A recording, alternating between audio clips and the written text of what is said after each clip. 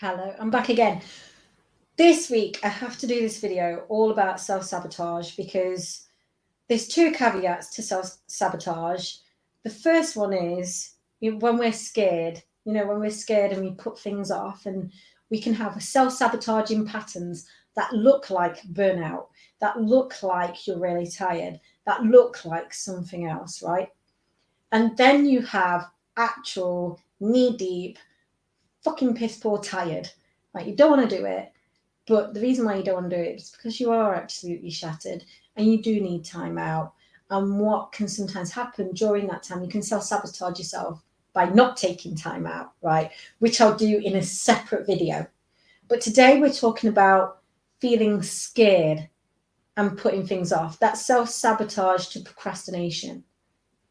When we know we need to do something, when we know we need to turn up for something, when we know our period's coming up, or our rest days are coming up within our cycle, and we think, actually it would be a really great idea to prep some food now. And then you go, no, I'm too tired tonight. I'm too tired. Like, but then the next day you're even more tired and even more tired and even more tired, right? And you think to yourself, actually, I wish I did prep a bit of food. I wish I did put something to one side just so it was available, right? It's those things when we're putting off.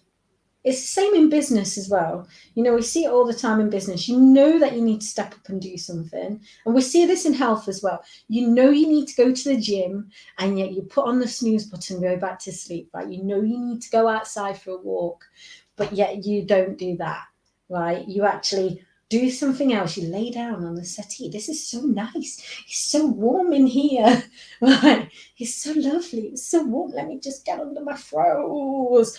Or let me do even more work to put off going to do the thing that I really need to do for my own well-being and for my own energy and for my own headspace. So this is what self-sabotaging patterns will look like. They look like and appear as, I'm really tired today. I want to share with you, actually, it's really funny because I had a self-sabotaging pattern and I thought to myself, I'm not going to go networking. I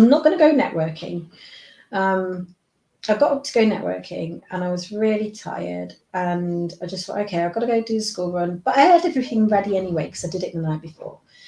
And I thought to myself, I don't want to go. And then when I got up to the school run, because I go on a bus, I take a walk up the field and stuff, and I always pray. And I'm crying then. I'm crying to God about my mum dying. So I started to go through processing more grief. And as I'm processing more grief and I'm getting more upset, and I'm thinking, I don't even want to fucking go now because people know that I'm processing grief and all that. And I sat down on a little seat and processed some more and cried about my mum and cried about her not being here because it is a sad thing, right? And cried about seeing how she was when she did die because I was with her when she died, and just going through that pattern, just crying until it went. And then something came up as I was walking back to the bus stop, and it was along, I can't remember it now, but it was along the lines of putting things off. Because all that I could say when I was crying was, and now I've got to stick up for myself, and now I've got to do everything myself. And it was like, but sometimes we have to do that. And I even said, and this was it, now it's come. I wasn't ready for her to go, but I had to be. I wasn't ready and prepared for her to go, but I had to get on with it. Right, so I wasn't ready and prepared for her to go, but I had to get on with it. Just like I wasn't ready and prepared to grieve in that morning, but I had to get on with it.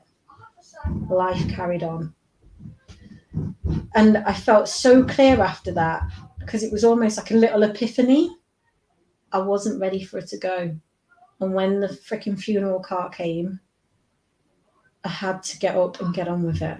I had to let go. And that's what came when I was going to this networking meeting. I was like, okay, I have to go.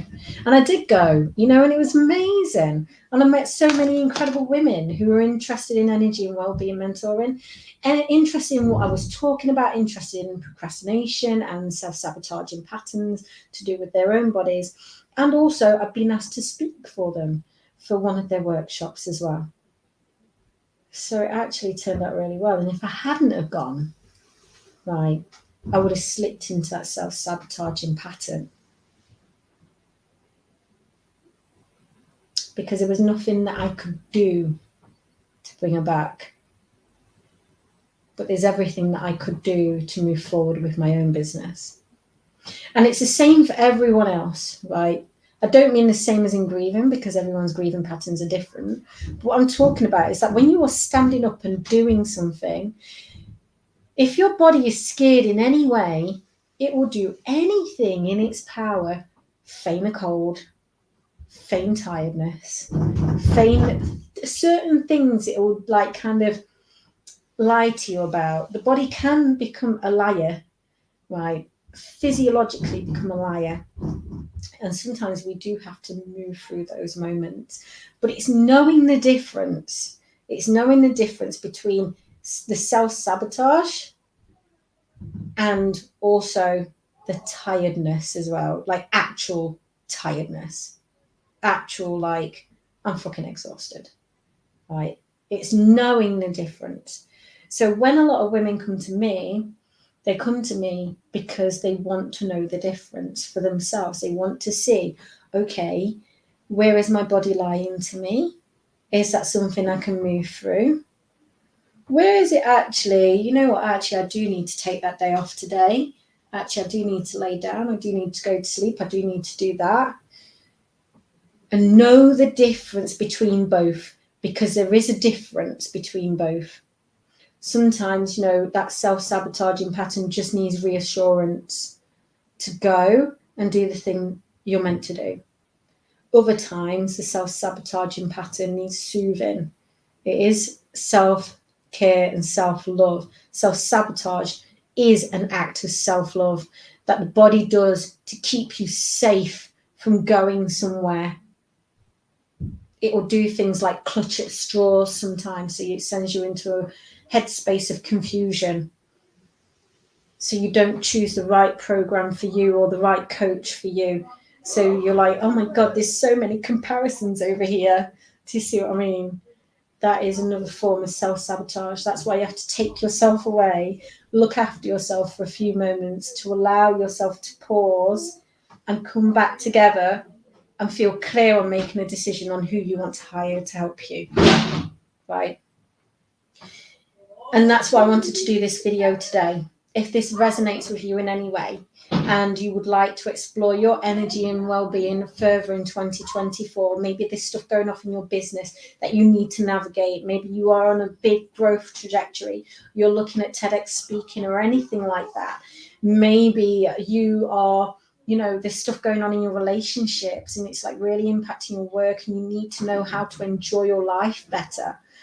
Right, so you have more time with your family and you are present and you are there with your family. Or maybe you need to strengthen the relationship with you and your partner as well.